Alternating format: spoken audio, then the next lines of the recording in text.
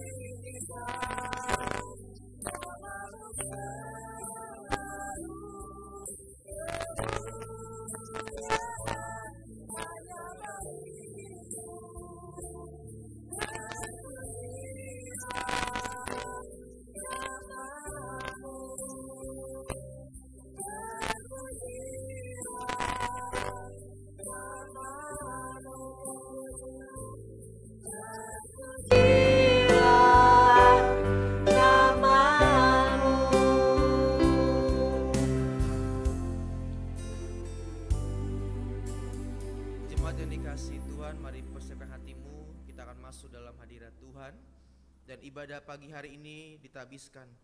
Pertolongan kita di dalam ibadah minggu akhir tahun gerejawi ini berlangsung di dalam nama Allah, pencipta langit dan bumi, yang tetap setia untuk selama-lamanya dan yang tidak pernah meninggalkan perbuatan tangannya yang ajaib.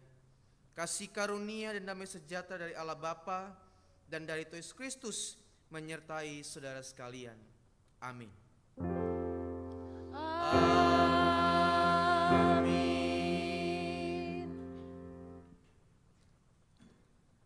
Nats pembimbing pada hari ini diambil dari Lukas 12 ayat 23.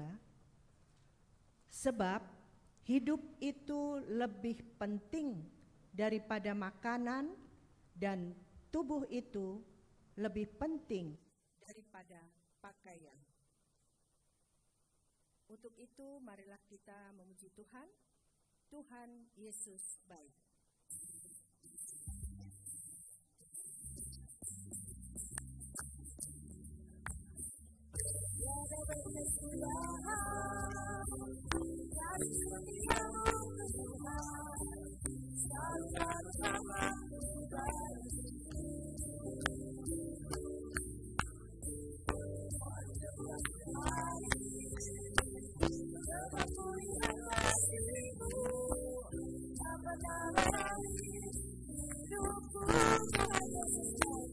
Tuhan Yesus baik, sungguh amat baik, untuk selamanya.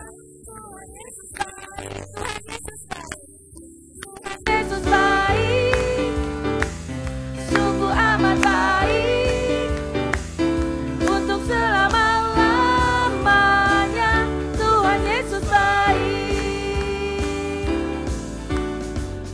tiada berkesudahan kasih setiamu Tuhan, selalu baru rahmat-Mu bagiku.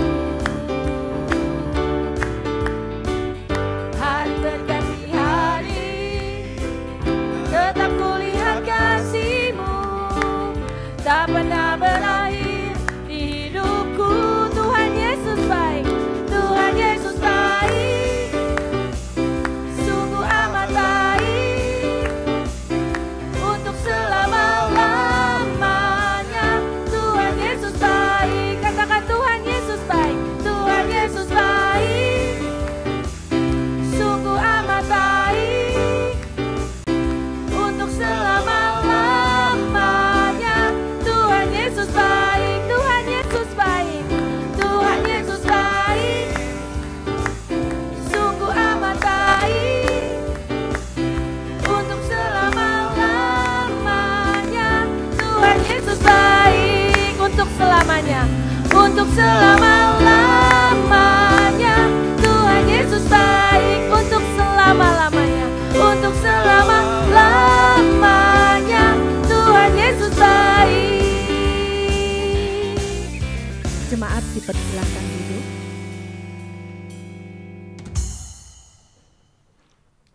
Hukum kasih, pengakuan dosa dan doa pengampunan. Saudara-saudara, hidup kita dipelihara dan dilindungi dalam terang kasih Tuhan. Kasih itu dinyatakan dalam bentuk hukum sebagai dasar hidup orang beriman. Injil Matius pasal 22 ayat 37 sampai 40 berkata kepada kita tentang hukum kasih.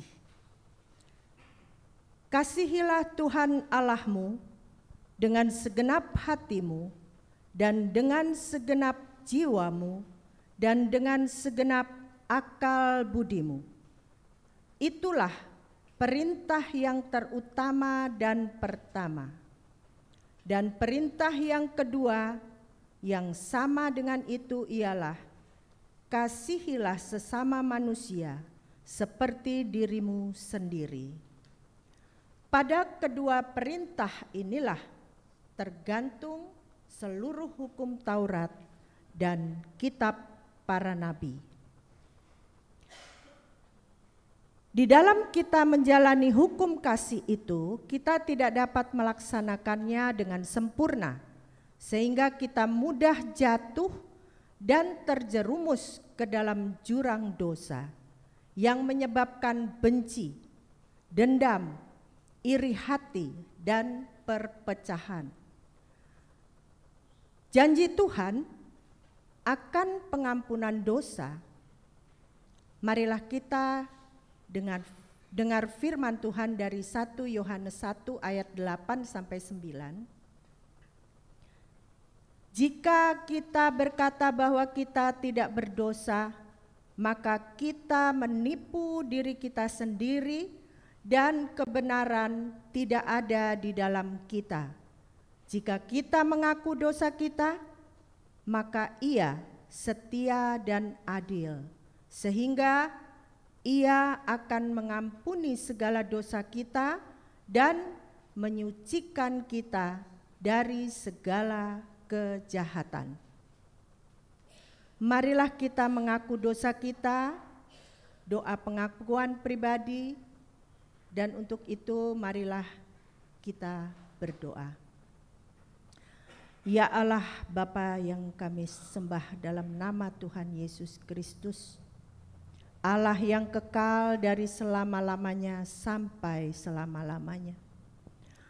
Bapa yang penuh rahmat, di hadapan-Mu kami datang dengan membawa pergumulan hidup kami masing-masing. Di antara kami ada yang merasakan beban yang sangat berat sehingga tidak mampu untuk bersuka cita.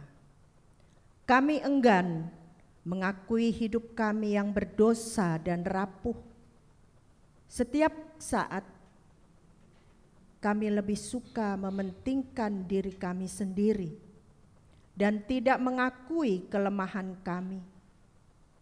Kami lebih suka mencela, merendahkan, dan bersikap jahat daripada berbuat baik kepada sesama kami. Ya Tuhan, Engkau mengetahui betapa kami berdosa dan ingkar dari jalan-Mu. Kami melupakan kasih setia-Mu. Bahkan kami menyakiti Engkau melalui sikap, tindakan, dan tutur kata kami. Ya Tuhan, kasihanilah kami, ampuni dan bersihkanlah hati dan pikiran kami dari dosa dan pelanggaran kami, baik yang kelihatan maupun yang masih kami sembunyikan. Ya Roh Kudus, baharuilah dan kuatkanlah hati dan pikiran kami, supaya kami mampu hidup dalam terang kasih Tuhan. Hanya dalam pertolongan Roh Kudus-Mu kami mampu bersukacita di dalam damai sejahtera-Mu. Di dalam nama Tuhan Yesus yang hidup, kami berdoa dan mengucap syukur. Terpujilah Kristus. Amin. Berita anugerah. Berita anugerah Allah terdapat dalam Yohanes 3 ayat 16. Karena begitu besar kasih Allah akan dunia ini, sehingga Ia telah mengaruniakan anaknya yang tunggal, supaya setiap orang yang percaya kepadanya tidak binasa, melainkan beroleh hidup yang kekal. Segala kemuliaan bagi Allah Bapa di surga. Saudara-saudara, kita telah dibebaskan dari dosa kita oleh kasih karunia Tuhan. Maka kita tidak boleh lagi hidup di dalam dosa, melainkan Kristus hidup di dalam kita. Firman Tuhan dalam Kolose 3 ayat 16 berkata, hendaklah perkataan Kristus diam dengan segala kekayaannya di antara kamu, sehingga kamu dengan segala hikmat mengajar dan menegur seseorang yang yang lain, dan sambil menyanyikan mazmur dan puji-pujian dan nyanyian rohani, kamu mengucap syukur kepada Allah di dalam hatimu. Kiranya Roh Kudus menolong kita untuk mewujudkan kemuliaan Allah dalam hidup kita dan di seluruh dunia. Marilah kita memuji Tuhan, mulutku penuh dengan pujian.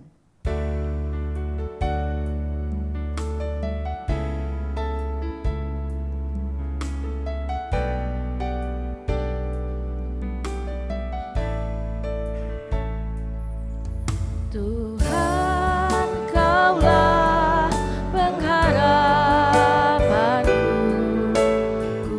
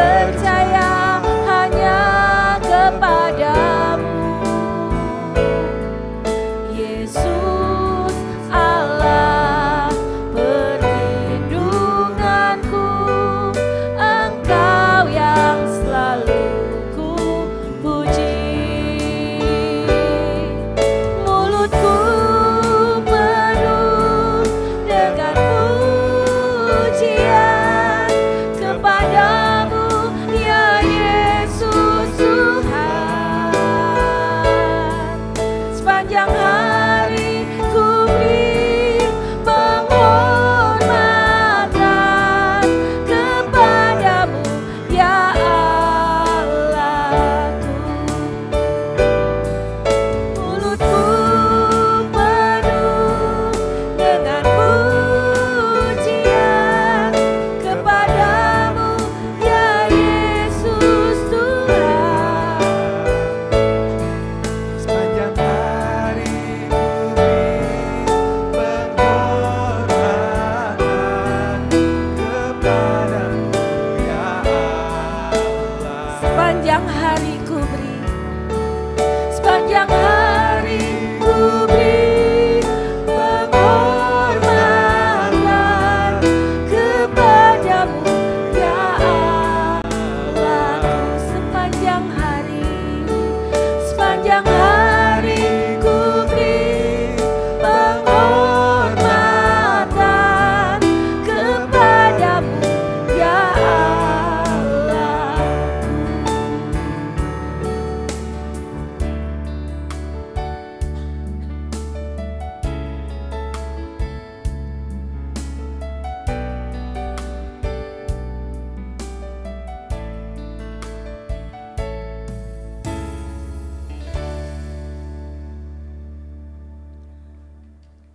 Jemaat yang Tuhan kasihi, bersama dengan semua orang percaya di muka bumi ini, di segala waktu dan tempat, marilah kita berdiri dan mengakui iman kita menurut pengakuan iman rasuli, dan masing-masing kita berkata, "Aku percaya kepada Allah, Bapa yang Maha Kuasa, Khalik langit dan bumi, dan kepada Yesus Kristus anaknya yang tunggal Tuhan kita, yang dikandung daripada Roh Kudus, lahir dari anak darah Maria, yang menderita di bawah pemerintahan Pontius Pilatus, disalibkan, mati dan dikuburkan, turun ke dalam kerajaan maut, pada hari yang ketiga, bangkit pula dari antara orang mati, naik ke surga, duduk di sebelah kanan Allah, Bapa yang Maha Kuasa, dan akan datang dari sana untuk menghakimi orang yang hidup dan yang mati.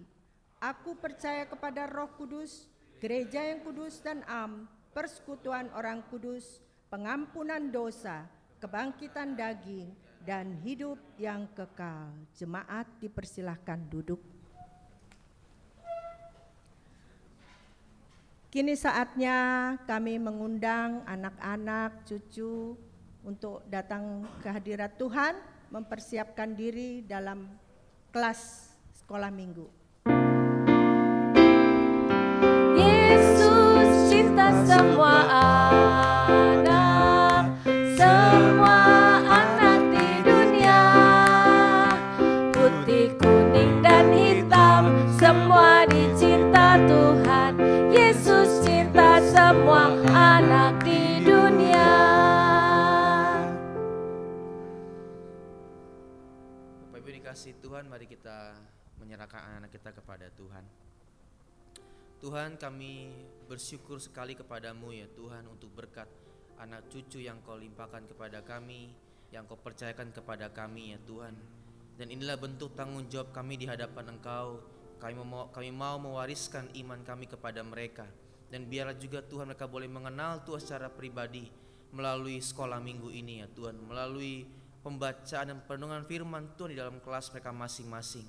Kami menyerahkan ya Tuhan setiap anak kami ya Tuhan, biarlah mereka dihantar oleh Roh-Mu yang kudus masuk ke dalam ruangan sekolah minggu ya Tuhan, sehingga mereka dengan disiplin, dengan dengar-dengaran dan sungguh-sungguh untuk merenungkan firman Tuhan, diajar oleh kebenaran firman Tuhan. Berkati juga guru-guru sekolah minggu akan melayani ya Tuhan, urapi dan berkati mereka, sehingga setiap pemberitaan firman Tuhan membuahkan hasil bagi anak-anak kami ya Tuhan. Terima kasih Tuhan, di dalam nama Tuhan Yesus kami antar anak kami. Haleluya, amin.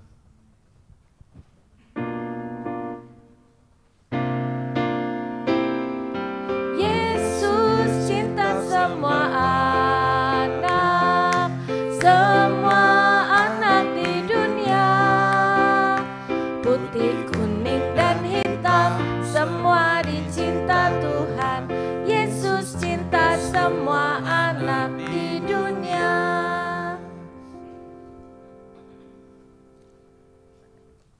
Jemaat yang Tuhan Yesus kasihi, kita persiapkan hati dan pikiran kita untuk menerima firman-Nya. Sebelum itu, untuk mempersiapkannya, marilah kita memuji Tuhan. Kemenangan terjadi di sini.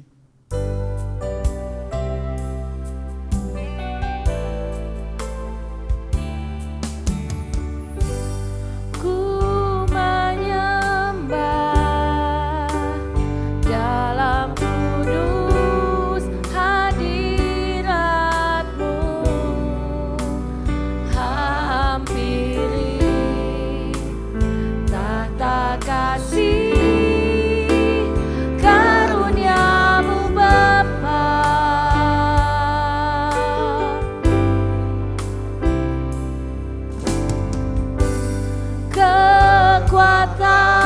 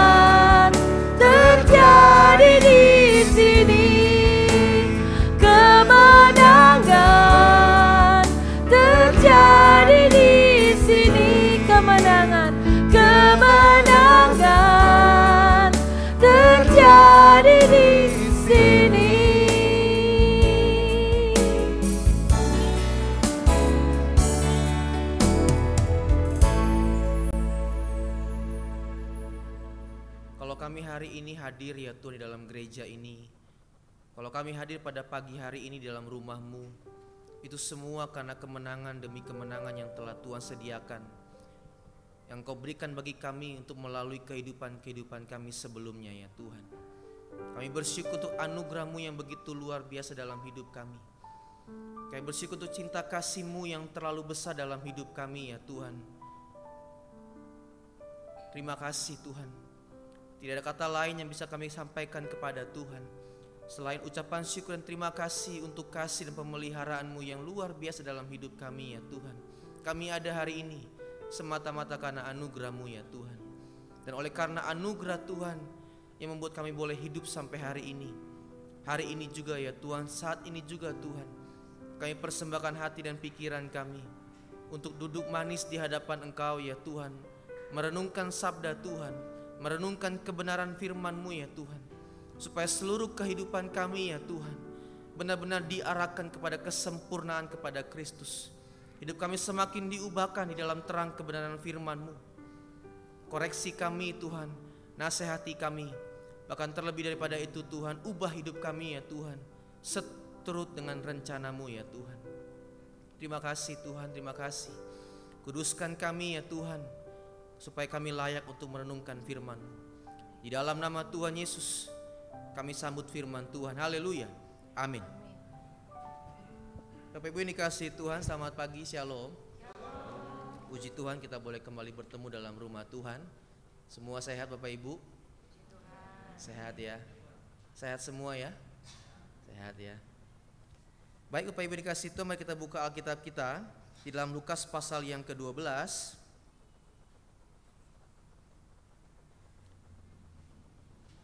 Injil Lukas pasal yang ke-12 ayat yang ke-22 sampai dengan ayat yang ke-34.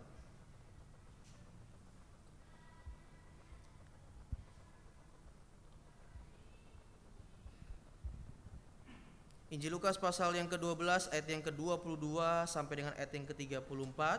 Kita akan baca silih bergantian, saya ayat yang ke-22, Bapak Ibu ayat yang ke-23. Seterusnya kita bergantian sampai dengan ayat yang ke-34. Injil Lukas pasal 12 ayat yang ke-22 sampai dengan 34 di bawah judul perikop dari Lembaga Alkitab Indonesia, hal kekhawatiran.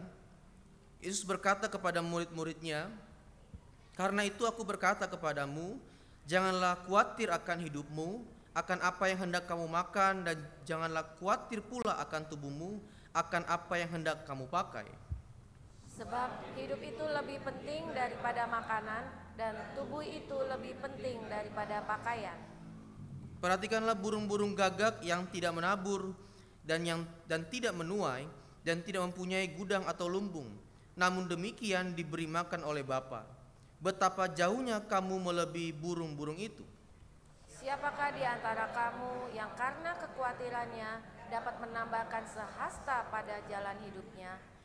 Jadi kalau kamu tidak sanggup membuat barang yang paling kecil, mengapa kamu khawatir akan hal lain? Perhatikanlah bunga bakung yang tidak memintal dan tidak menenun. Namun aku berkata kepadamu, Salomo dalam segala kemegahannya pun tidak berpakaian seindah salah satu dari bunga itu. Jadi jika rumput di ladang dan yang hari ini ada dan besok dibuang ke dalam api, demikian didandani Allah, terlebih lagi kamu, hai orang yang kamu kurang percaya. Jadi janganlah kamu mempersoalkan apa yang akan kamu makan atau apa yang akan kamu minum, dan janganlah cemas hatimu. Semua itu dicari bangsa-bangsa dunia ini yang tidak mengenal Allah. Akan tetapi Bapamu tahu bahwa kau memang memerlukan semuanya itu. Tetapi carilah kerajaannya, maka semuanya itu akan ditambahkan juga kepadamu. Janganlah takut, hai kamu kawanan kecil, karena Bapamu telah berkenan memberikan kamu kerajaan itu. Juallah segala milikmu dan berikanlah sedekah. Buatlah bagimu pundi-pundi yang tidak dapat menjadi tua, suatu harta di surga yang tidak akan habis, yang tidak dapat didekati pencuri, dan yang tidak dirusakkan ngengat. Kita bersama-sama. Karena di mana hartamu berada, di situ juga hatimu berada. Sejauh demikian pembacaan firman Tuhan, terpujilah Kristus, haleluya. Haleluya, haleluya, haleluya.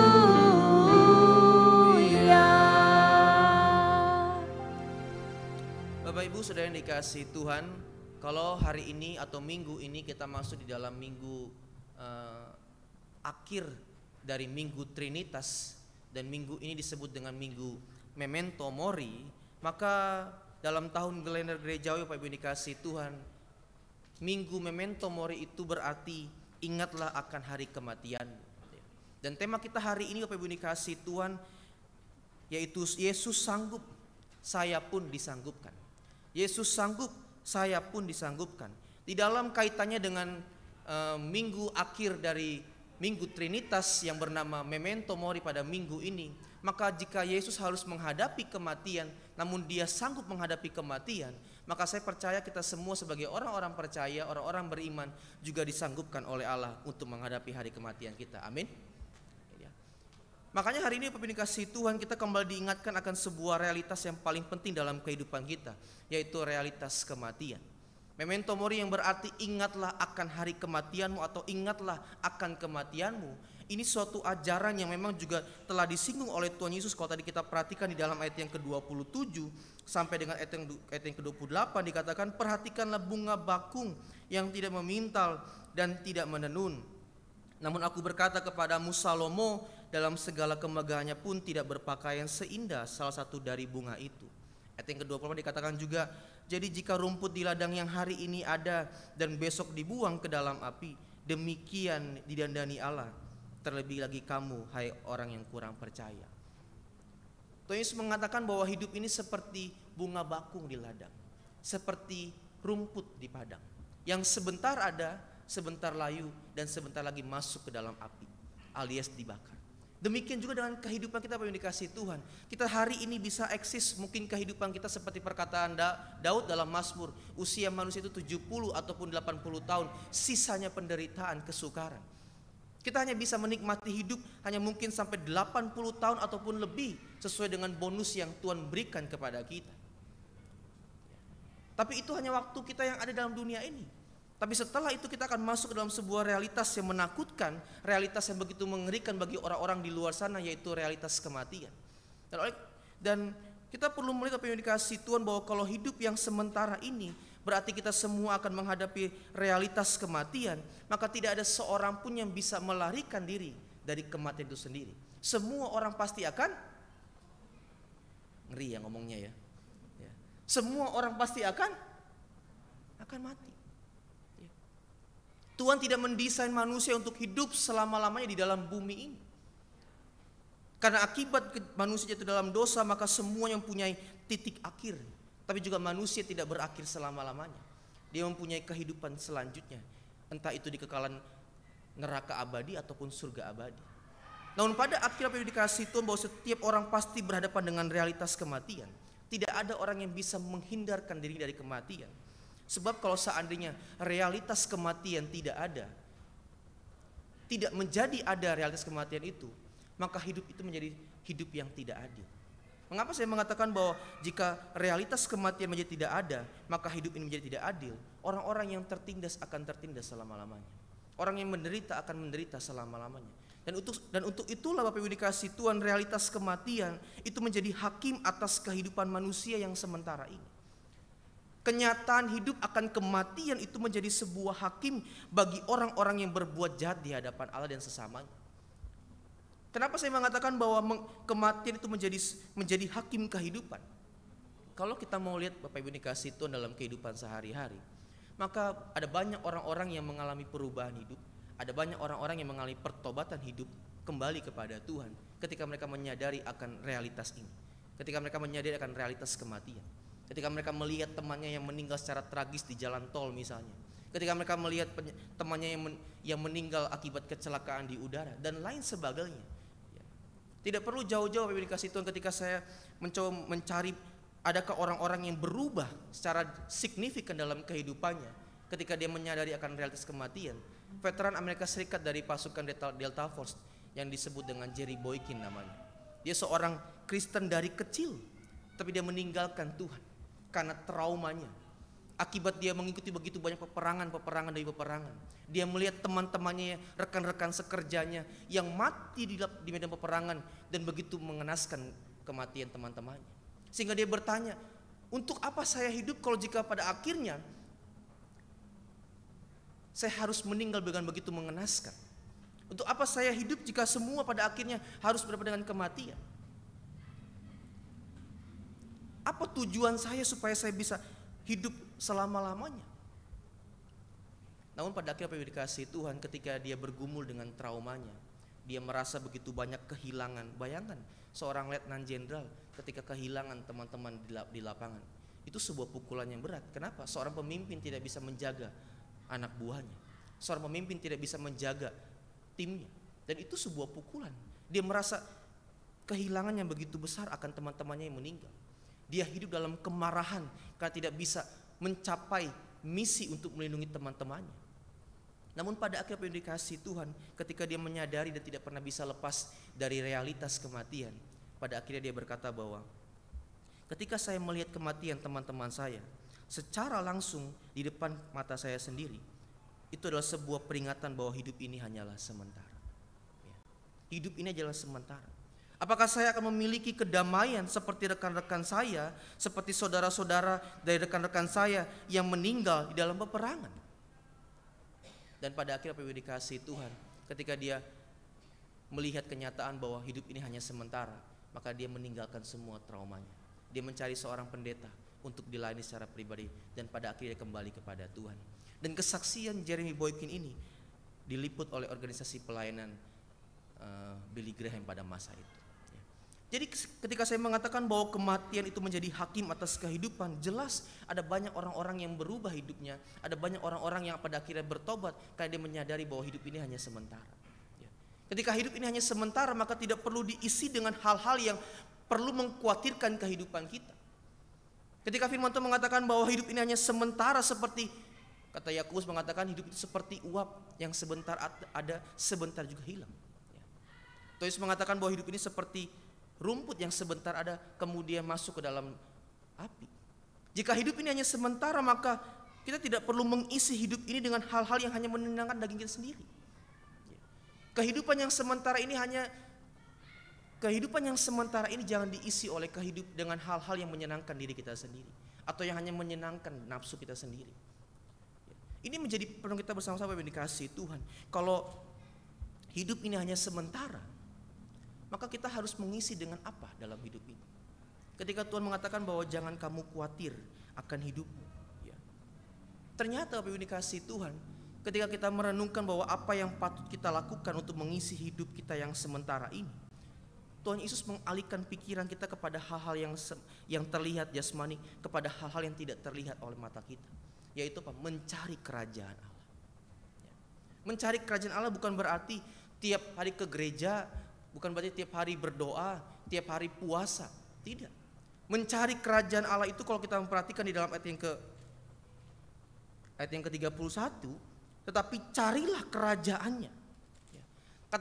Kata mencari di situ apa yang dikasih Tuhan dalam bahasa Yunani itu menggunakan bentuk kata kerja, perintah. Sehingga ketika Tuhan mengatakan bahwa carilah kerajaannya, itu sebuah perintah yang sangat tegas kepada orang-orang percaya untuk mencari Tuhan lebih dahulu, untuk mencari kerajaannya lebih dahulu, ketimbang hal-hal yang kamu butuhkan dalam hidup ini. Berarti kalau begitu kita nggak usah pikirin makan, minum, pakaian, tempat tinggal, Pak. Tunggu dulu, bukan itu maksudnya. Tapi ada sesuatu yang lebih penting dalam hidup ini yang hanya sementara ini, yaitu bicara mengenai kerajaan Allah. Dan kalau kita bicara mengenai mencari kerajaan Allah, itu berarti kita memberikan seluruh kehidupan kita untuk berada di bawah otoritas pemerintahan Allah dengan melakukan segala perintahnya, nilai-nilainya, kehendaknya di dalam kehidupan yang sementara ini. Mencari kerajaan Allah berarti kita menyerahkan seluruh kehidupan kita dengan melakukan segala kehendak Tuhan dalam hidup ini. Dan ini menjadi persoalan besar dalam kehidupan kita. Apakah kita mampu atau tidak sebenarnya? Apakah kita mau atau tidak dalam kehidupan ini mencari kerajaan Allah di dalam kehidupan yang sementara ini? Kalau tadi saya mengatakan bahwa kalau Tuhan mengatakan bahwa carilah kerajaannya, dalam Matius 6 ayat 33, dalam ayat 33 dia katakan carilah dahulu kerajaan Allah. Yang utama dan pertama, carilah dahulu kerajaan Allah. Bukan berarti Tuhan mengesampingkan perkara-perkara pemenuhan kebutuhan jasmani. Tidak Bapak Ibu. Ya. Kalau burung di udara, bunga bakung di ladang, Tuhan pelihara, maka Tuhan pasti pelihara kehidupan kita. Amin. Ya. Kalau burung di udara tidak menabur, tapi juga Tuhan beri makan, bunga bakung di ladang yang tidak memintal, tapi juga dia Tuhan pelihara, Tuhan dandani. Bahkan Salomo dalam kemegahannya pun tidak pernah berpakaian lebih indah daripada bunga-bunga itu. Tapi Tuhan pelihara setiap ciptaannya. Maka terlebih kita manusia yang mewarisi rupa dan gambar Allah, Tuhan pasti pelihara kehidupan kita. Amin. Kita harus mengetahui bahwa nilai kita Bapak Ibu, nilai kita, nilai manusia itu lebih berharga dari apapun. Tuhan menciptakan kita dengan tangannya sendiri. Kalau Tuhan menciptakan yang lain dengan perkataannya, jadilah. Tapi Tuhan menciptakan manusia harus dia meng-create sendiri manusia itu. Dia bentuknya, dia bentuk sedemikian rupa. Supaya bentuk manusia itu segambar dan serupa dengan penciptanya. Itu menunjukkan bahwa manusia itu mempunyai nilai yang begitu tinggi di hadapan Tuhan. Manusia itu berharga di hadapan Allah. Tanamkan dalam diri kita masing-masing bahwa kita berharga di hadapan Tuhan. Ya. Coba taruh tangannya Bapak Ibu di dada, bilang, aku berharga di mata Tuhan. Ya. Tidak pandang engkau sudah tua, masih muda, tetap masih berharga. Meskipun sudah jatuh mungkin pipinya ke bawah, ya, tapi tetap masih berharga di mata Tuhan. Kenapa? Janji Tuhan sampai putih rambutmu aku menggendong kamu. Itu bentuk pemeliharaan Tuhan dalam kehidupan itu. Itu menunjukkan kepada kita bahwa kita berharga di mata Tuhan. Kalau bunga saja yang sebentar ada dan sebentar hilang Tuhan pelihara, mengapa kita yang lebih indah daripada bunga itu di mata Tuhan tidak pelihara? Tuhan pasti pelihara kehidupan kita. Ketika Tuhan berkata carilah kerajaannya dan kebenarannya, bukan berarti Tuhan Yesus tidak peduli akan perkara-perkara pemenuhan kebutuhan jasmani umatnya. Tetapi ada hal yang penting bahwa Yesus ingin menyingkapkan sesuatu yang lebih berharga dari hidup ini dalam hal pemenuhan kebutuhan-kebutuhan jasmani, yaitu apa? Kekekalan hidup yang hanya ada di dalam Yesus saja. Ciptaan lain tidak menikmati keabadian hidup, tapi manusia menikmati keabadian hidup. Jadi ketika Tuhan berkata jangan kamu khawatir akan apa yang kamu makan, minum, pakai, segala kebutuhan yang kita perlukan, kamu jangan terfokus pada hal-hal jasmani, tapi kamu harus melihat sebagai anak-anak Allah, kamu harus bisa melihat bahwa ada perkara yang lebih penting di balik hal-hal yang terlihat oleh mata, yaitu keabadian hidup, kekekalan hidup. Berapa banyak di antara kita yang mau masuk surga Bapak Ibu? Semua ya? Ada yang masuk surga Bapak Ibu? Ini gak ada yang angkat tangan ini. Hah? Tapi kalau tanya ada yang mau duluan gak? Gak ada yang mau duluan kan. Tapi semua kita mau masuk kerajaan surga. Namun kerajaan surga itu sudah diberikan oleh Allah kepada kita. Kita bukan mencari supaya kita mendapat kerajaan itu. Kita tidak mencari supaya kita beroleh keabadian itu. Tidak. Tapi Allah memberikan itu kepada kita. Makanya di dalam bagian terakhir jelas dikatakan dalam ayat yang ketiga, dalam ayat yang ke-32, janganlah takut hai kamu kawanan kecil, karena Bapamu telah berkenan memberikan kerajaan itu. Kita tidak mencari kerajaan itu seperti orang-orang di luar sana dengan segala bentuk perbuatan baik dan amal perbuatannya dengan segala macam usaha-usaha keagamaannya, tidak.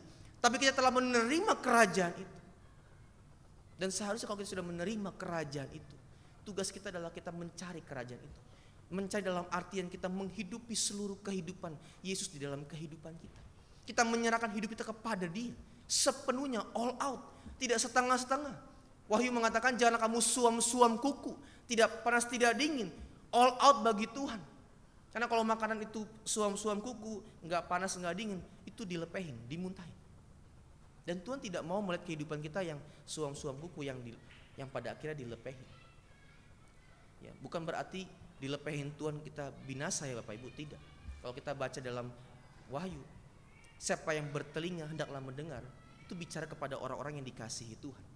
Jadi kalau seandainya Tuhan melepeh kita karena kita suam-suam kuku, itu bentuk ajaran Tuhan kepada kita. Itu bentuk didikan Tuhan, bukan bentuk kebinasaan bagi kita, tapi didikan kepada Tuhan. Supaya apa? Supaya kita makin lagi sungguh-sungguh, makin lagi panas. Kalau Pak Anton sering bilang panas tuh kayak air direbus belebek. Harus seperti itu kehidupan kita. Jangan suam-suam kuku.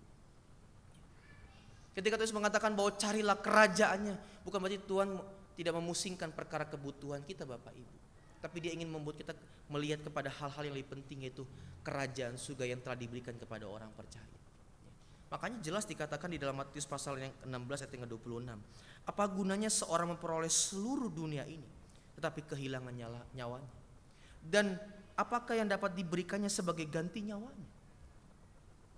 Itu berarti Tuhan ingin membawa kita masuk ke dalam sebuah realitas keabadian, di mana kita mempunyai persekutuan dengan Dia, harmonis dalam penuh kasih sayang kepada Dia, tanpa terpisah oleh apapun. Dan kalau kita mau jujur Bapak Ibu yang dikasihi Tuhan, seringkali kita sebagai orang-orang Kristen lebih suka mencari hal-hal yang menyenangkan diri sendiri ketimbang kita mementingkan perkara-perkara rohani. Kalau kita mau jujur atau tidak, sebenarnya Bapak Ibu dikasihi Tuhan, kita lebih suka mementingkan perkara-perkara jasmani, perkara-perkara materi dibanding kita mementingkan perkara-perkara rohani. Ada banyak orang Kristen yang nanti ajalah gereja lah, masih ada lagi yang lebih penting sebenarnya. Tunggu benar dulu kata orang kalau dia mau ke gereja katanya. Pertanyaannya kapan benernya? Emang kita bisa benar sendiri? Ya Mas Yip ya? Bisa benar sendiri? Gak bisa. Tapi kalau kita datang ke gereja, bukan berarti kalau ke gereja sudah bisa pasti berubah, tidak. Tapi ketika setiap firman yang disampaikan, yang kita baca, firman itu pasti menjadi rema. Karena firman itu hidup. Dan suatu saat nanti dia akan berbicara kepada kita. Dan itu mengubah hidup kita pada akhirnya, melalui situasi-situasi kehidupan yang kita jalani. Jadi jangan tunda-tunda kalau seandainya kita diajak untuk melihat perkara-perkara rohani. Berikan diri kita kepada Tuhan. Ketika Yesus mengatakan bahwa carilah kerajaan Allah dan kebenarannya, lagi-lagi ini bukan soal Tuhan tidak peduli akan kebutuhan kita Bapak Ibu. Mengapa kita harus mempersoalkan makan, minum, pakaian, tempat tinggal? Meskipun itu penting Bapak Ibu. Tuhan tidak mengajarkan kepada kita melalui perkataannya carilah dahulu kerajaannya dan kebenarannya, lalu kita tidak bertanggung jawab akan hidup ini, tidak. Ketika Tuhan mengatakan perumpamaan talenta, Tuhan mengajak kepada kita bahwa kita harus bertanggung jawab dalam hidup ini. Kita harus mengeksplor semua talenta kita, karunia kita. Kita harus memaksimalkan potensi-potensi kehidupan kita untuk memenuhi kebutuhan kita. Dan Tuhan pasti berkati setiap usaha-usaha kita. Tuhan sudah beri hukum pemeliharaannya, yaitu tabur tuai, siapa yang bekerja dia pasti menuai. Belajarlah kepada semut. Jangan diberi makan orang yang malas. Jelas, bukan berarti Tuhan tidak mengajarkan kita bertanggung jawab. Tuhan mengajarkan kepada kita bertanggung jawab. Tetapi di dalam dimensi ini Bapak Ibu dikasihi Tuhan, ketika Tuhan berkata carilah kerajaannya dan kebenarannya, mengapa kita harus mengkhawatirkan perkara jasmani, perkara-perkara kebutuhan sehari-hari? Toh pada akhirnya di dalam ayat yang ke-30, semua itu dicari bangsa-bangsa di dunia yang tidak mengenal Allah. Akan tetapi Bapamu tahu bahwa kamu memang memerlukan semuanya itu. Kalau kita orang percaya pusing akan hal jasmani, makan, minum, pakaian, tempat tinggal, dan orang-orang di luar sana juga memusingkan perkara-perkara makan, minum, pakaian, dan tempat tinggal, lalu di mana perbedaan kita dengan mereka? Amin. Benar tidak? Di mana perbedaan kita dengan antara orang percaya dengan orang yang tidak percaya? Kalau fokus kita sama-sama mencari persoalan hidup, mencari perkara jasmani, di mana persoalan, di mana perbedaannya? Dan Tuhan ingin membawa kita kepada sebuah perbedaan yang lebih jelas Bapak Ibu. Bahwa perbedaan orang percaya dengan orang yang bukan percaya adalah fokus dan prioritasnya adalah mencari serta menghidupi kerajaan Allah di bumi ini. Di dalam doa Bapa kami katakan, datanglah kerajaanmu, jadilah kehendakmu di bumi seperti di surga. Tuhan menghendaki kehendaknya terjadi di dalam bumi ini melalui kehidupan kita. Dan ini menjadi titik perbedaan antara orang percaya dan bukan orang percaya. Yaitu di mana orang percaya mengusahakan kerajaan Allah, damai sejahtera Allah, sukacita Allah terjadi bagi bumi ini. Di dalam kehidupan berumah tangga kita, di dalam pekerjaan kita, di dalam karir kita, dalam studi kita, Allah menghendaki kehendaknya terjadi dalam kehidupan kita. Tapi kalau orang percaya sibuk perkara-perkara jasmani, lantas di mana perbedaannya dengan orang yang tidak mengenal Tuhan? Kalau begitu kita tidak perlu mengenal Tuhan sekalipun, tidak perlu mengenal Yesus. Kalau kita hanya memusingkan perkara-perkara jasmani. Tapi kalau Tuhan berkata bahwa carilah kerajaannya, itu berarti kita diajak oleh Tuhan untuk melihat perbedaannya lebih jelas, bahwa orang percaya benar-benar berbeda. Ini bukan sebuah gengsi Bapak Ibu, tapi benar-benar kebenaran. Kalau Tuhan mengatakan bahwa kamu adalah garam dan terang dunia, itu jelas statusnya berbeda. Termasuk di dalam perkara pemenuhan kebutuhan jasmani. Ketika saya mengambil sebuah keputusan, Tuhan saya mau menikah.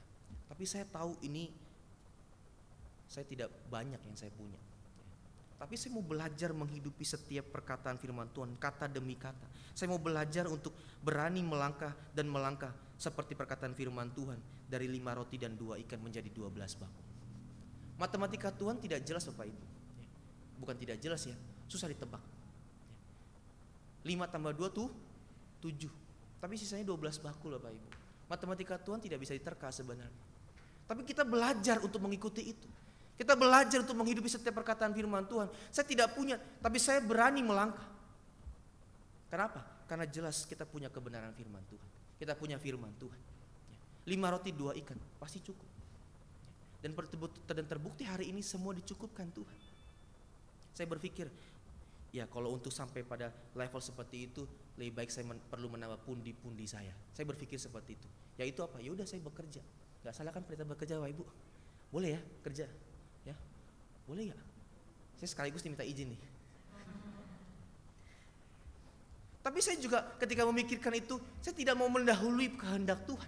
Saya tidak mau mendahului keputusan Tuhan. Saya ingin melihat konfirmasi demi konfirmasi yang Tuhan katakan bahwa iya kamu harus bekerja, sembari kamu juga pelayanan. Sebalik. Kamu pelayan tapi juga sembari bekerja. Jangan dibalik, kebalik itu ya.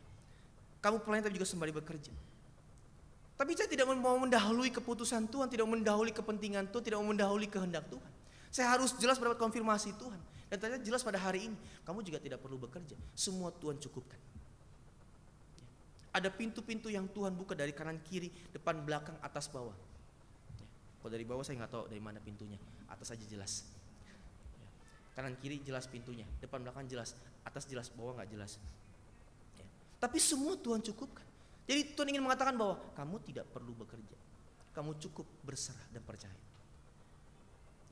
Seperti itu yang dimaksud dengan mencari kerajaan Allah, menghidupi setiap nilai-nilai kebenaran firman Allah. Jadi ketika Tuhan berkata, di mana perbedaan orang percaya kalau sama-sama orang percaya dan orang-orang yang tidak percaya mencari perkara-perkara jasmani. Tapi orang percaya perbedaannya adalah mereka mencari serta menghidupi kerajaan Allah di bumi ini. Menghidupi kerajaan Allah di bumi berarti kita mengintegrasikan semua nilai-nilai kerajaan Allah ke dalam seluruh kehidupan kita. Baik itu di studi kita, karir kita, rumah tangga kita, pelayanan kita. Sehingga pada akhirnya Bapak dikasih Tuhan, dimanapun kita berada, apapun yang kita lakukan, kita kerjakan, nama Yesus yang ditinggikan, amin. Kita mengintegrasikan nilai-nilai kerajaan Allah. Kalau kita berkarya, kita bekerja, tidak dengan semangat duniawi. Ada banyak orang-orang Kristen juga di luar sana bekerja supaya dapat cuan. Bener gak? Ya bener kan? Itu fakta, supaya bisa dapat gaji. Tapi fokus saja pada gaji. Padahal kalau orang percaya harusnya bisa melihat bahwa pekerjaan kita menjadi media dan ladang kita melayani Tuhan. Ladang untuk menyaksikan kasih Tuhan kepada orang di luar sana. Kalau kita mungkin studi, kita mahasiswa, kita kuliah. Jadi mahasiswa yang berprestasi. Jadi mahasiswa yang membanggakan kedua orang tua, membanggakan fakultas dan universitas. Jangan menjadi mahasiswa yang sebutannya kupu-kupu. Kuliah pulang. Kuliah lalu pulang, kuliah pulang.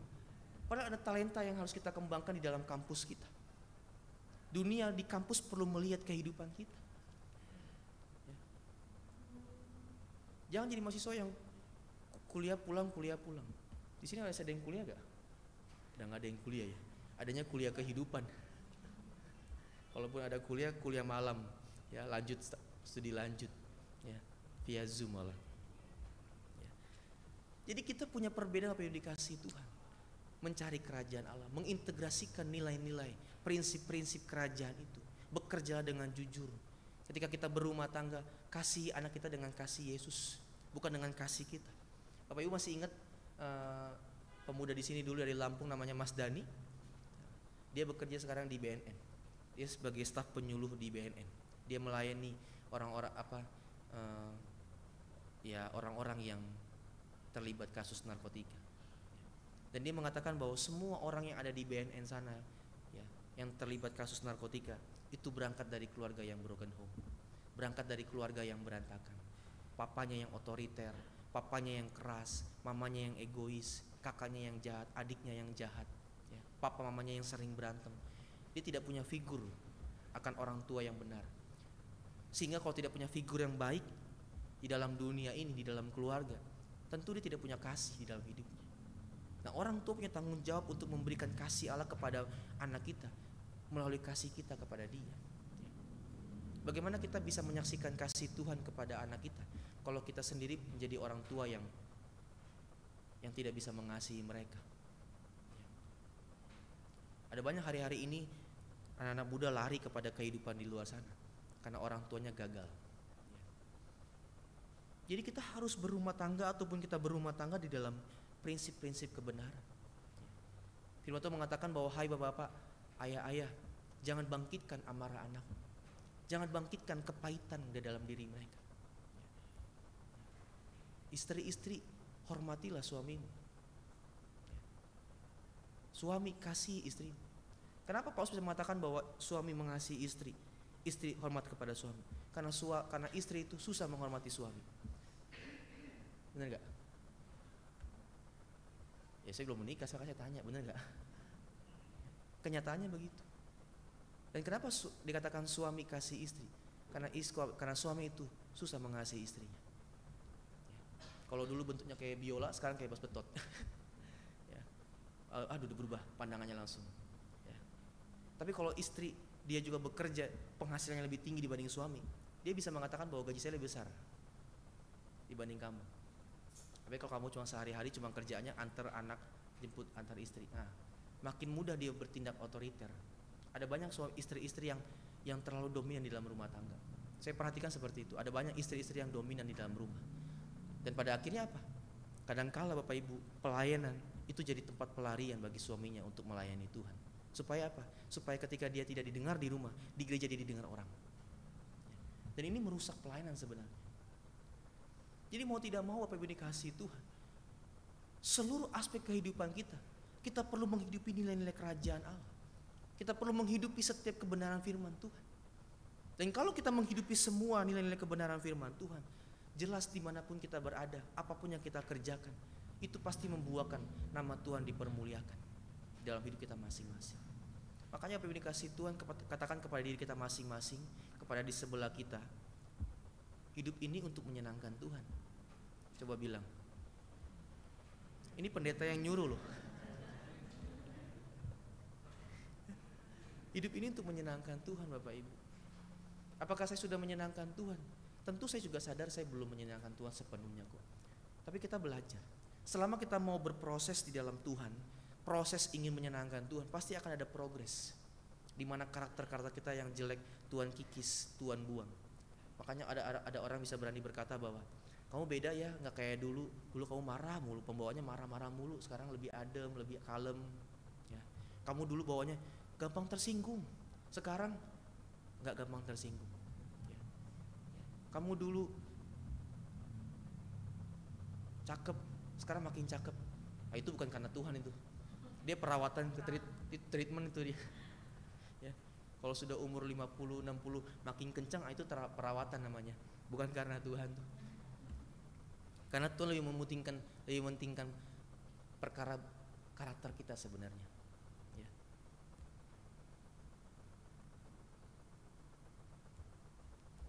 Masih bersama saya Bapak Ibu? Jadi kita harus mencari kerajaan Allah dalam hidup yang sementara ini. Wong hidup cuma sementara kok. Kita nggak tahu semenit ke depan apa yang terjadi. Kita nggak tahu apa yang terjadi 1 bulan ke depan. Ya. Kita kesenggol, becak, kita nggak bisa jalan. Ya. Keselak biji salak kita bisa langsung masuk IGD. Kita nggak ada yang tahu Bapak Ibu. Jadi kalau hidup yang sementara ini tidak ada kepastian, maka kita harus mencari hal yang paling pasti, yaitu Tuhan dan kerajaannya. Mungkin di antara kita berkata begini, apakah yang dimaksud dengan kerajaan Allah? Apakah kerajaan itu soal tempat atau soal pemerintahan Allah saja? Ya. Kalau kita belajar firman Tuhan yang dikasihi Tuhan, maka sebenarnya kerajaan Allah itu sudah datang, tetapi belum tergenapi sempurna.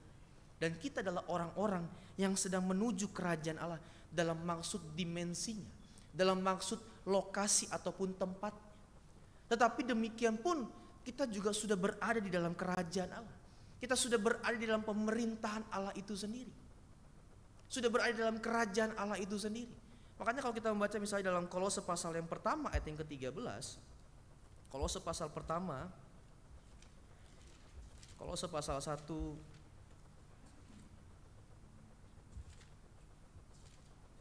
ayat yang ke-13.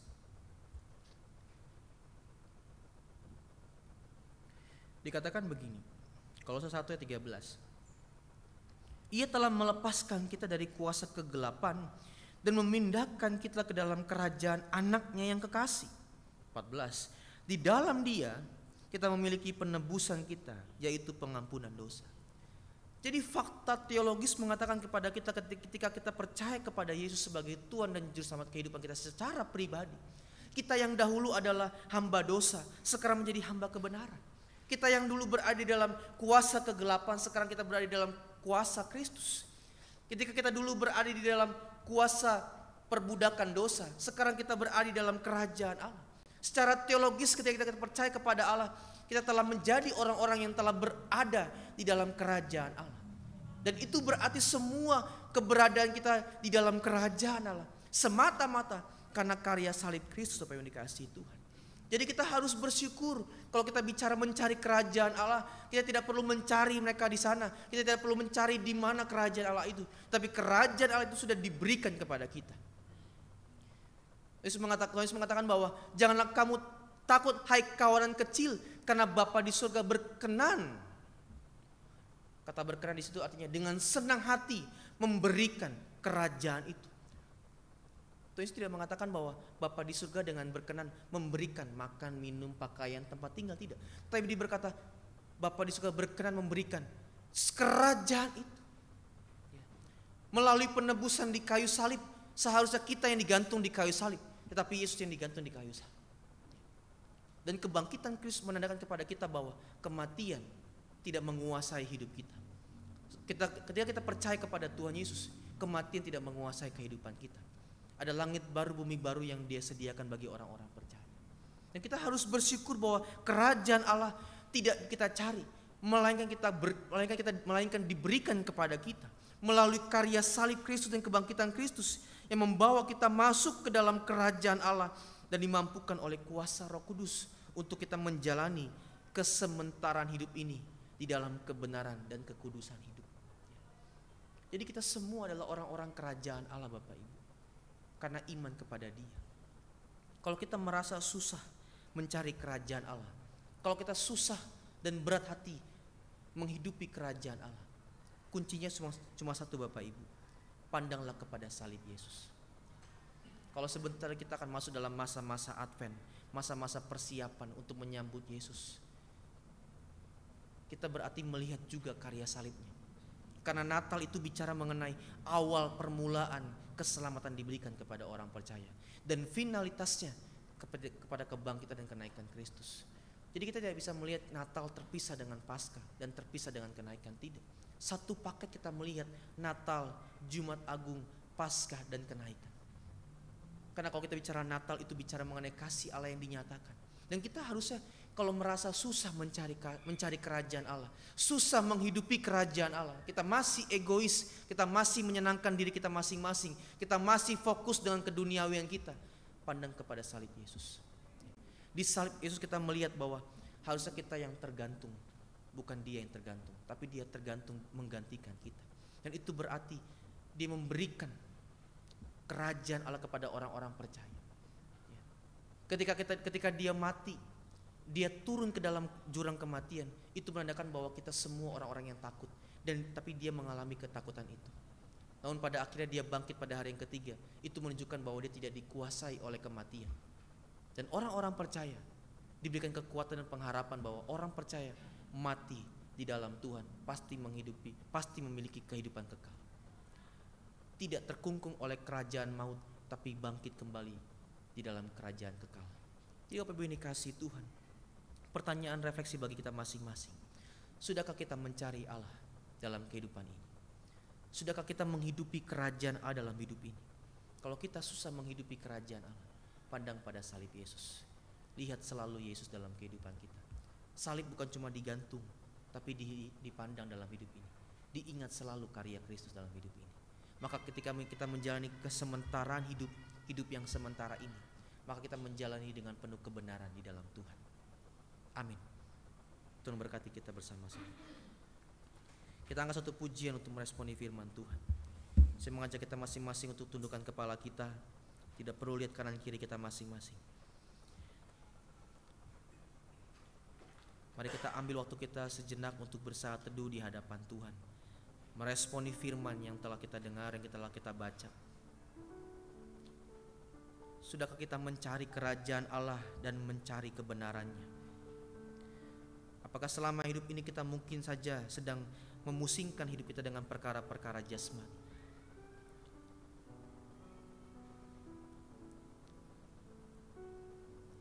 Kalau engkau merasa belum mencari Tuhan dan kerajaannya dengan maksimal dalam hidup ini, ambil komitmen pada hari ini untuk mengatakan bahwa saya mau kembali dan semakin mencari kerajaan Allah. Saya mau menghidupi setiap kebenaran firman Tuhan di dalam seluruh kehidupan kita masing-masing. Terima kasih Tuhan, terima kasih.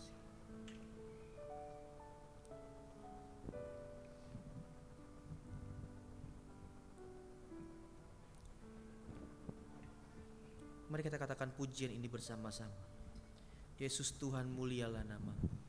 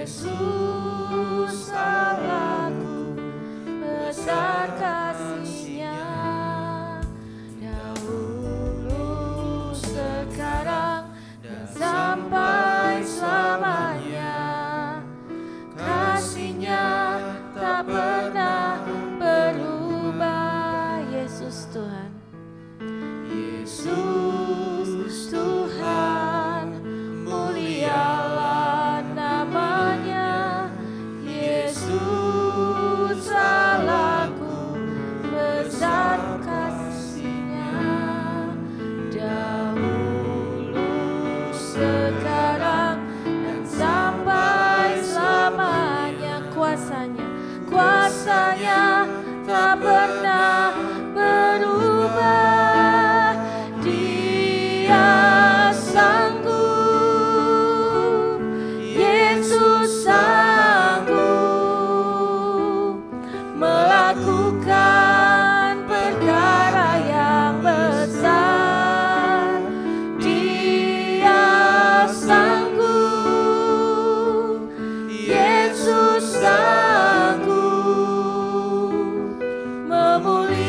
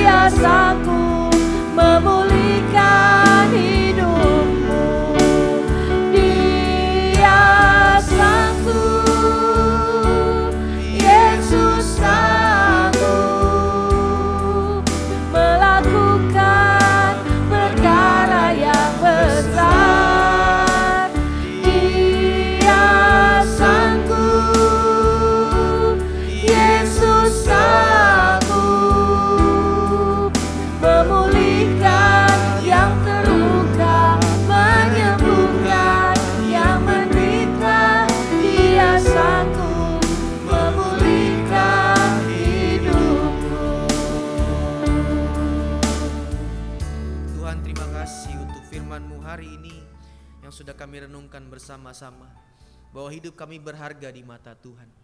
Tuhan menyediakan apa yang lebih baik dari perkara-perkara jasmani, yaitu keabadian hidup bersama dengan Tuhan.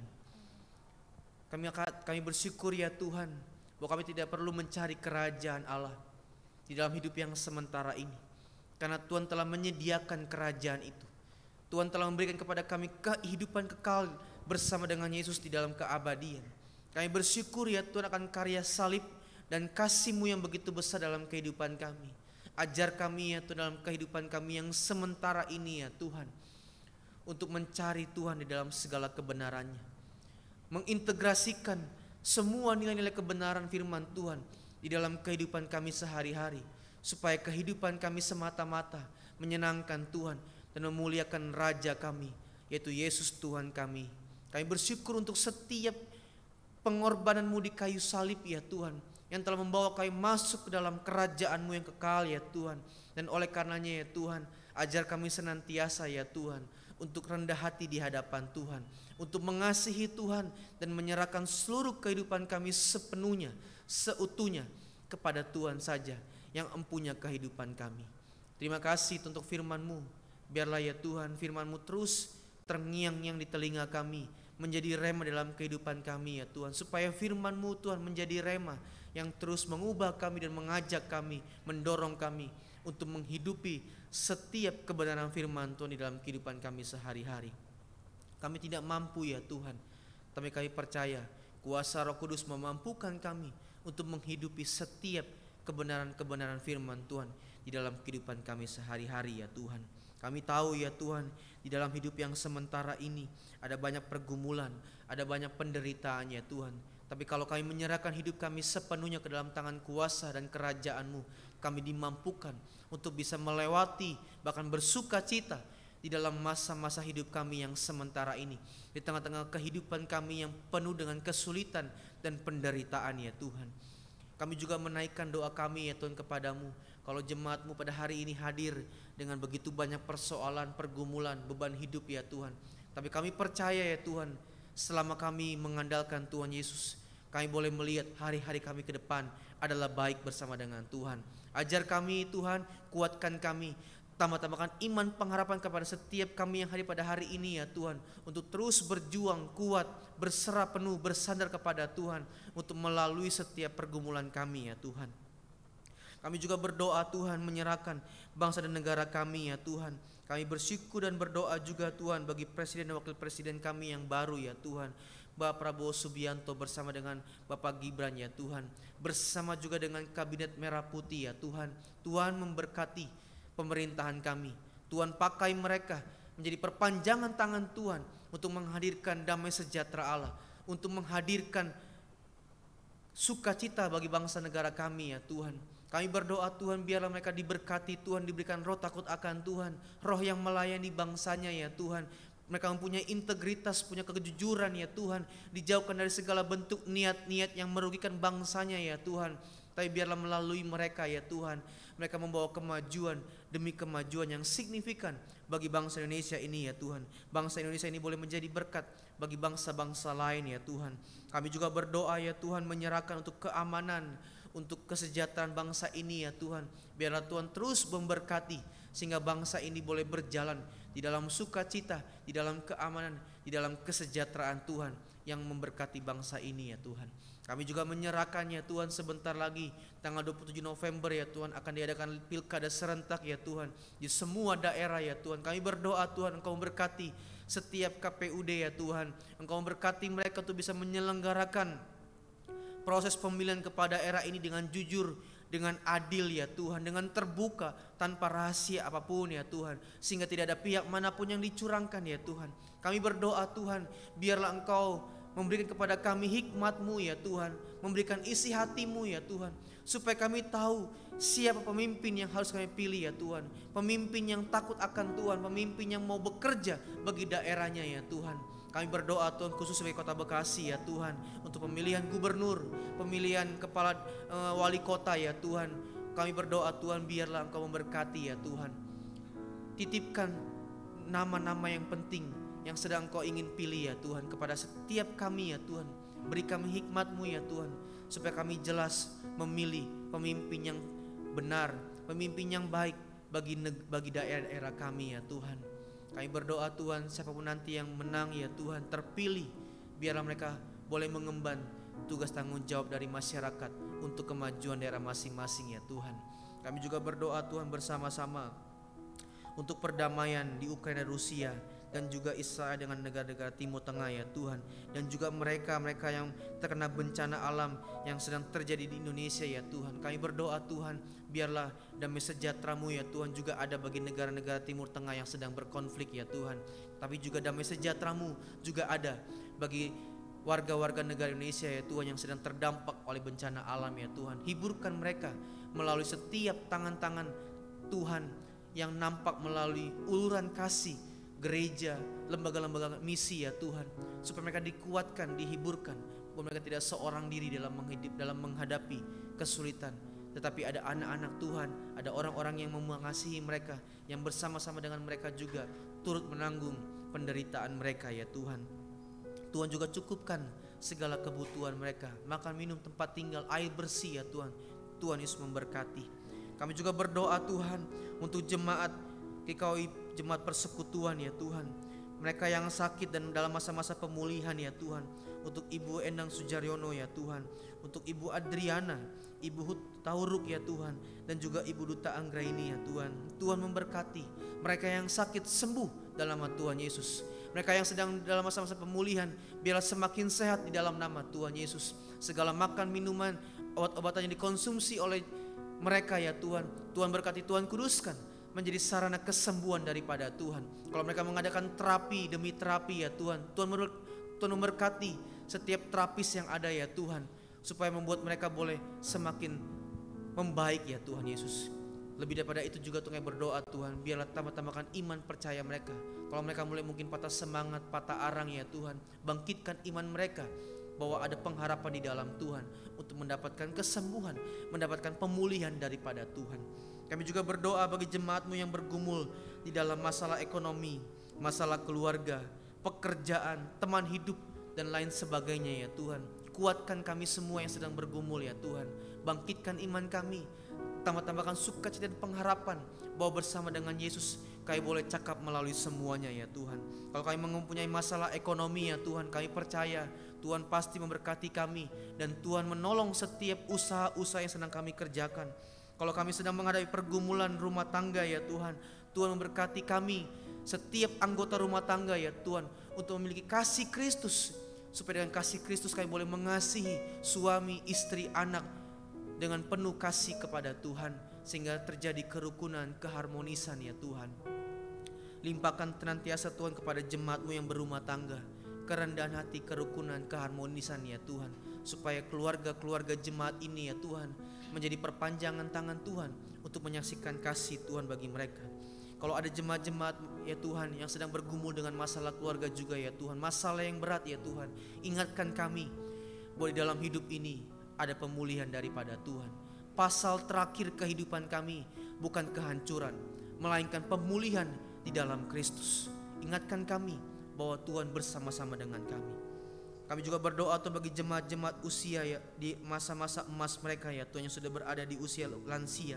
Kami berdoa Tuhan, biarlah Engkau berikan kepada mereka kesehatan, kekuatan untuk terus menjalani kehidupan sehari-hari dengan tanggung jawab yang ada ya Tuhan. Kalau mereka melayani keluarga mereka, Tuhan berikan kepada mereka kekuatan untuk terus melayani keluarga mereka.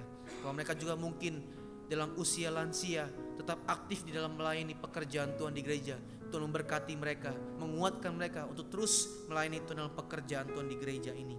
Kami juga berdoa Tuhan bagi para pelayan di GKI Persekutuan ya Tuhan, untuk pendeta kami, gembala sidang kami Ibu Pendeta Riana Manja Dewi bersama dengan para majelis, para pengurus komisi ya Tuhan, dan para volunteers ya Tuhan yang melayani Tuhan dalam gereja ini. Tuhan berikan kepada kami kesehatian, kerendahan hati, sukacita dalam melayani Tuhan, sehingga setiap apapun yang kami lakukan ya Tuhan, kami mengerjakannya dengan penuh hati hamba di hadapan Tuhan, dengan penuh kerelaan hati mengerjakannya, karena semata-mata ya Tuhan pekerjaan pelayanan yang kami kerjakan hanya untuk nama Tuhan dipermuliakan. Kami juga berdoa bagi jemaat-jemaat-Mu yang sering hadir dalam gereja ini ya Tuhan, yang selalu hadir dalam ibadah ini Tuhan.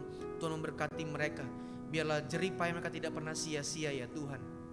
Kami berdoa juga bagi jemaat-jemaat yang sudah jarang berhadir ya Tuhan. Mari Tuhan ketuk hati mereka, ingatkan kepada mereka bahwa persekutuan di dalam Tuhan itu mendatangkan sukacita.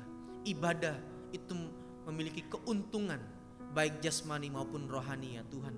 Kami juga berdoa Tuhan, baik bagi sinode kami ya Tuhan, berkati sinode kami ya Tuhan. Biarlah melalui mereka ya Tuhan, Tuhan bekerja dengan luar biasa. Ada kemajuan-kemajuan yang luar biasa terjadi di dalam GKOI ya Tuhan. Ada kemajuan-kemajuan, ada perkembangan-perkembangan yang signifikan Tuhan. Ada pos-pos baru yang dibuka dalam pekerjaan Tuhan. Tuhan memberkati setiap para pelayan-pelayan Tuhan di sinode ya Tuhan. Dengan hikmat Tuhan, dengan kasih karunia Tuhan, mengerjakan semua agenda Tuhan untuk kemajuan GKOI bersama-sama ya Tuhan. Kami juga berdoa pada akhirnya ya Tuhan untuk jemaat-Mu yang berulang tahun pada minggu-minggu ini. Terima kasih untuk sukacita pertambahan usia untuk Bapak Andreas Ritonga ya Tuhan, Bapak Rikan Sianipar ya Tuhan, Ibu Duta Anggraini, dan juga Bapak Christian Yusak ya Tuhan. Terima kasih untuk pertambahan usia. Ingatkan kami semua yang berulang tahun ya Tuhan, bahwa usia kami bertambah karena anugerah Tuhan. Dan oleh karenanya juga Tuhan, kami harus memaksimalkan semua kehidupan kita, kehidupan kami untuk melayani Tuhan dan mengasihi Tuhan. Cukupkan segala kebutuhan mereka di dalam nama Tuhan Yesus. Kami juga berdoa bagi lingkungan sekitar kami ya Tuhan, RT 01 RW 06B. Biarlah gereja ini Tuhan boleh menjadi berkat bagi lingkungan di sekitar kami.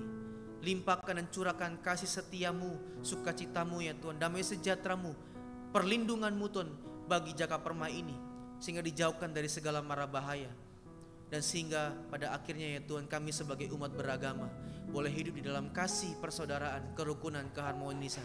Terima kasih Tuhan, terima kasih. Kami percaya setiap doa kami telah Tuhan dengar, dan ajar kami Tuhan untuk berserah dan bersabar akan setiap jawaban-jawaban Tuhan. Karena Tuhan yang kami sembah adalah Tuhan yang mendengar setiap doa kami dan yang tidak pernah berhutang akan setiap doa kami. Oleh karena itu Tuhan, sempurnakanlah setiap doa kami ini dengan doa yang sempurna. Bapa kami yang di surga, dikuduskanlah namamu, datanglah kerajaan-Mu, jadilah kehendak-Mu di bumi seperti di surga.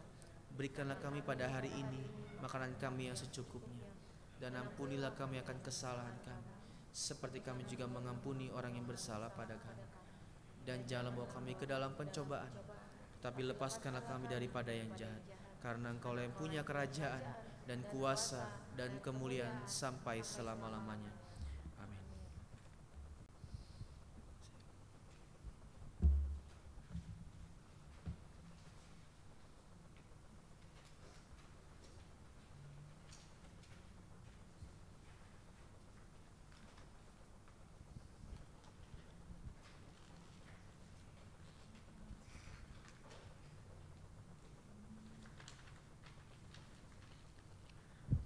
Tibalah saatnya kita mengumpulkan persembahan. Firman Tuhan yang pagi hari ini kita ambil dari kitab Amsal 3 ayat yang 9 dan 10 berkata, muliakanlah Tuhan dengan hartamu dan dengan hasil pertama dari segala penghasilanmu. Maka lumbung-lumbungmu akan diisi penuh sampai melimpah-limpah, dan bejana pemerahanmu akan meluap dengan air buah anggurnya.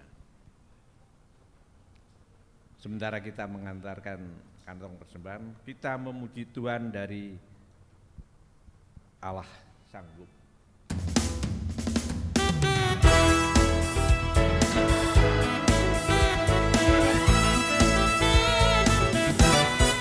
Apa yang pernah dilihat mata, yang tak pernah didengar telinga,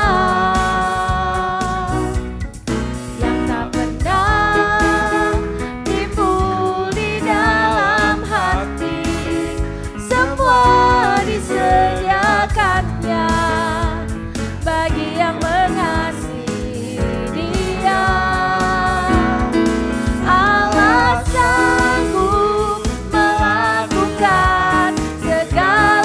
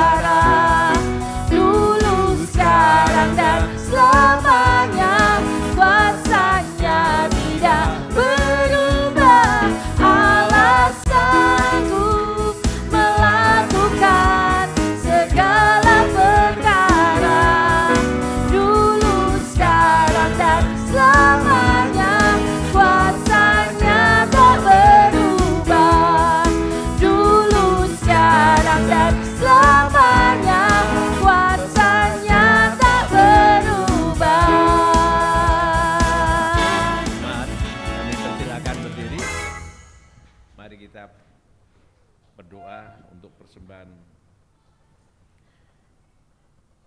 Ya Tuhan, kami mengucapkan syukur dan berterima kasih kepadamu karena Engkau telah memberikan kesempatan kepada kami untuk memberikan persembahan selaku tanda syukur atas kelimpahan berkat yang Tuhan berikan, Tuhan limpahkan dalam kehidupan kami.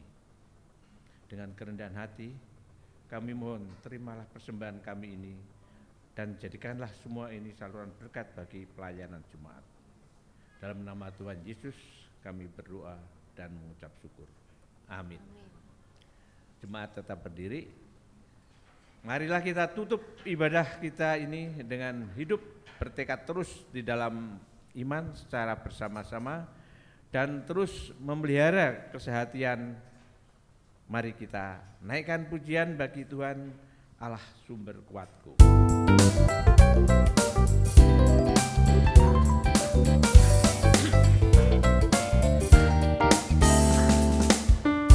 Hanya Kau milikku di surga, tiada yang ku ingini di bumi, hanya Kau.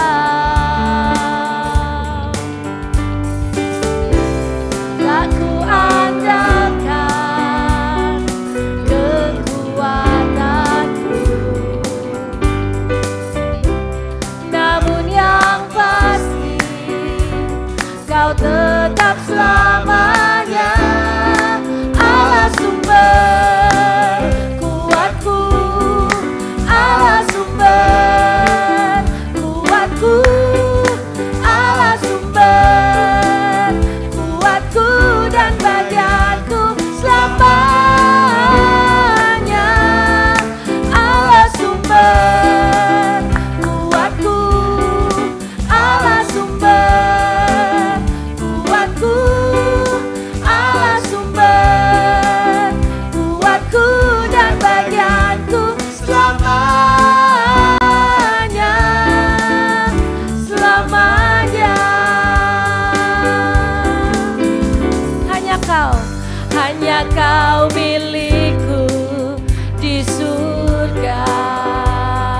Amin. Tiada yang ku ingini di bumi, hanya Kau.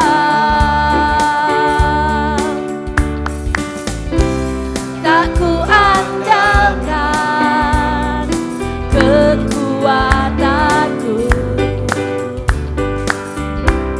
namun yang pasti Kau tetap selamanya Allah sumber kuatku, Allah sumber kuatku, Allah sumber kuatku dan bagianku selamanya Allah sumber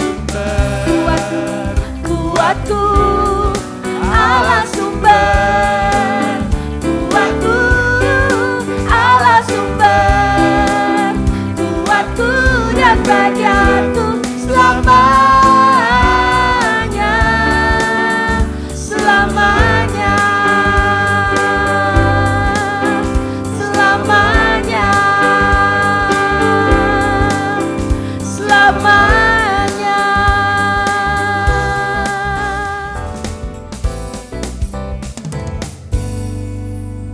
Jemaat yang dikasihi Tuhan, pegang kalimat ini bahwa Allah sumber kehidupan kita. Allah sumber kehidupan kekal maupun juga di bumi yang sementara ini.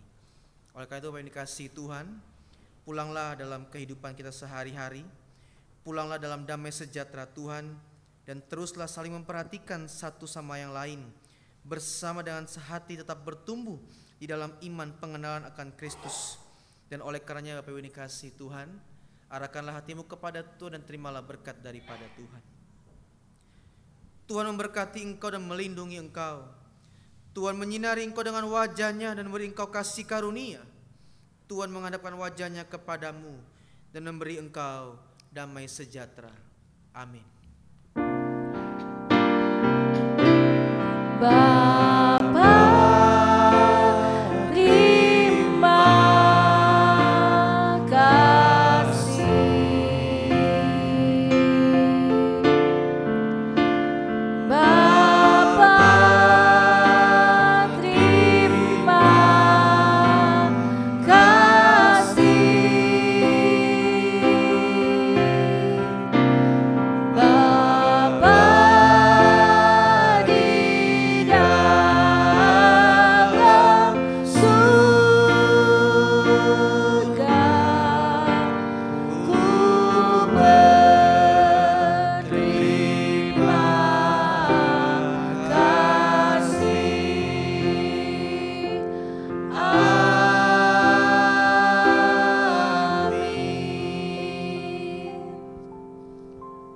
Jemaat dipersilakan duduk kembali saat teduh.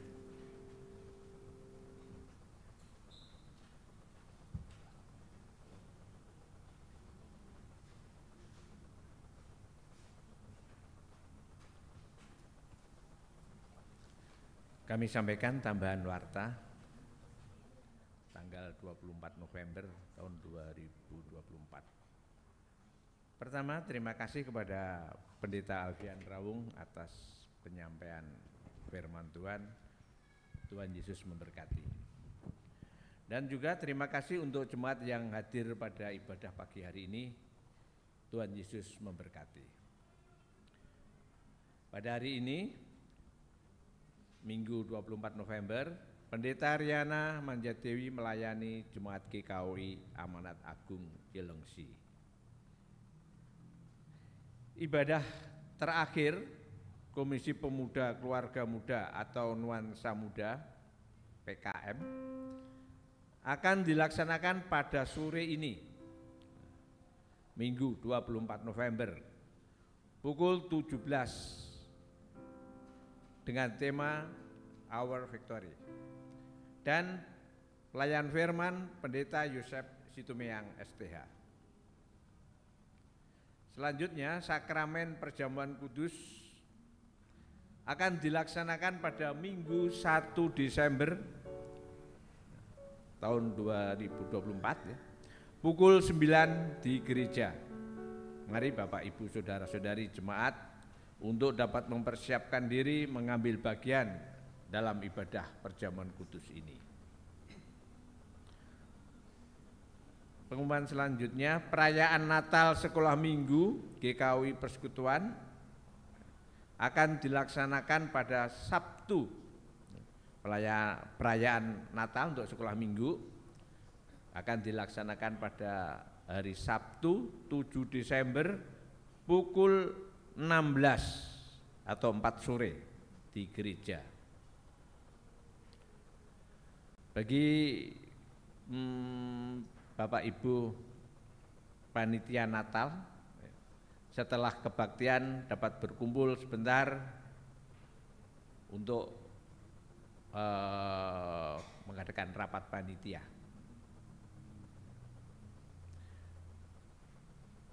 Sakramen baptisan dilakukan setiap awal bulan. Jika ada jemaat yang ingin membaptiskan putra-putrinya, dipersilahkan mengambil form pendaftaran dan melengkapi administrasi, karena akan diwartakan ke jemaat 2 minggu sebelumnya. Demikian tambahan warta minggu ini. Untuk selengkapnya jemaat dapat membaca di lembaran warta jemaat yang disediakan di meja depan. Terima kasih, Tuhan memberkati.